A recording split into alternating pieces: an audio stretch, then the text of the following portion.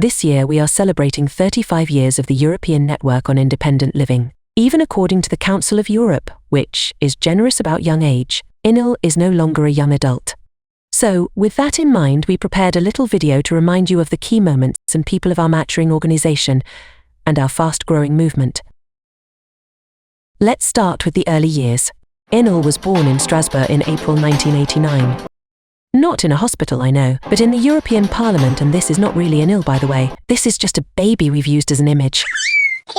Anyways, it had more than just 2 parents. There were over 80 disabled people from 18 different countries that gave birth to it. The Greens in the Parliament sponsored this meeting. We may call them ENIL's godparents. That's right.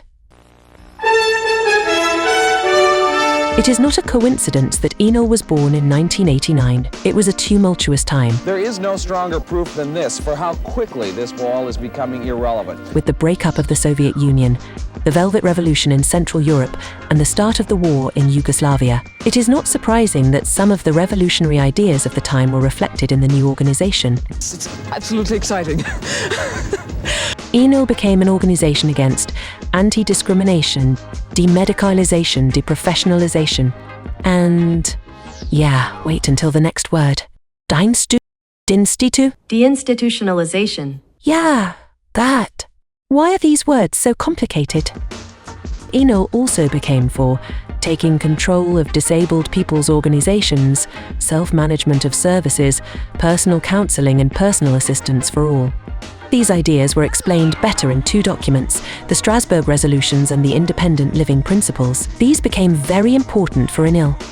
ENIL's childhood was marked by many important meetings in Bremen, Stockholm, Dublin, Tenerife, Turin, Southampton, Washington, D.C. In these days without internet, Zoom, WhatsApp, it was as important for the independent living pioneers to meet in person, share ideas and learn from each other.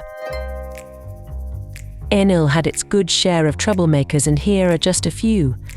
They made sure that things would never be the same. Adolf Rutzker. He went from Germany to the US, then made sure disabled people were not treated as sick or second-class citizens in Sweden. A constant source of good ideas and powerful quotes. Bente Skansgård. She co-founded Uloba and brought personal assistance to Norway, making sure disabled people were in charge. John Evans. He escaped from an institution and founded Project 81, convincing authorities to give money to disabled people, as opposed to institutions, so they could hire their own personal assistants.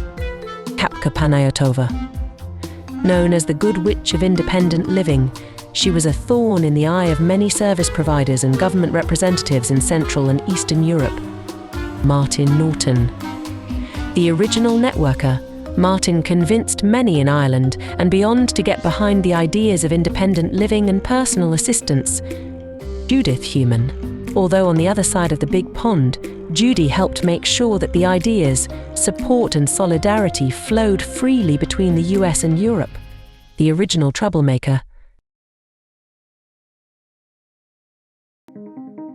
They say that moving is one of the most stressful experiences in life, but that has not prevented ENIL from moving a lot over the years. ENIL's first secretariat was set up in Bray, Ireland in 1998, only to move to Valencia in 2006, then back to Dublin, Ireland in 2012, and then finally to Brussels in 2015. It was not because of great access in Brussels, more to do with being close to the EU institutions and getting a seat at the table.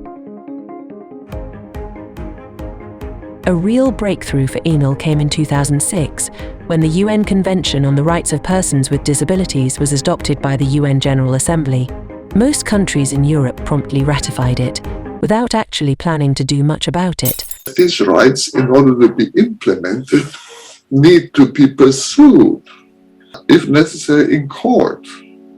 Our rights are still only on paper. Since then, we have been fighting for the implementation of Article 19 on independent living and other articles in Europe. In 2017, we played our part in the adoption of the General Comment 5, and in 2022, the Guidelines on Deinstitutionalization. Deinstitutionalization. Right. The Freedom Drive is one of our main campaigns, started at the initiative of Martin Norton. It began in Strasbourg, where we had access to the European Parliament, the Council of Europe, the European Court of Human Rights and accessible trams. In 2015, the Freedom Drive moved to Brussels, and this year, we organised our 11th edition. The Freedom Drive has been growing over the years, and we now have over 300 people taking part. The Freedom Drive provided us with many memorable moments over the years. This included refusing to leave our Parliament room in Strasbourg until MEPs come and listen, which caused the Parliament security to panic. More recently, we had a protest in front of our party venue in Microsoft because they would not let so many wheelchair users come in. That seems to be a constant source of concern everywhere we go. We have much to be proud of from our 35 years. Here are a couple of things that you should know about. In 2012, the ENIL Youth Network was founded, following our first youth-led study session in Strasbourg. In 2014, the first European Independent Living Day was celebrated on the 5th May. In 2016, we launched the EU funds for our rights campaign.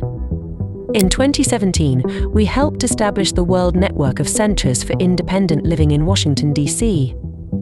In 2020, we co-founded the COVID-19 Disability Rights Monitor, which grew into the Global Coalition on Deinstitutionalization.